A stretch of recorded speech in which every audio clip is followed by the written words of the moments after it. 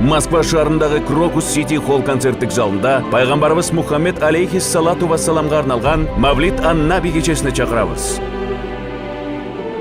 İslam dini бұл тыныштықтың дini айлар. Таштаңыз ошол салт балтыңызды аузу билля. Я, эмне жакшылык тапканы жүрөсүң сен? Ошол мекениңиз. Мага эмне берди? Бұл анығын болбай қалған еме тұрбайды, я.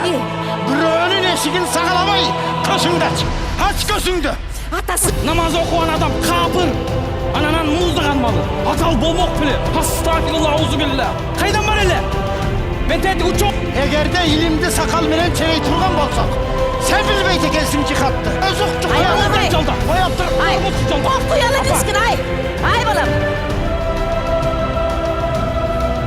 Çolpondoy gözün cıldıra. Balamdın jıtın bir jıttasam, gözüm bir görsem armanda bolmos silen dep atып. Ataman. Hayır, kıldıgın, ısık göl, son göl, çatır göl.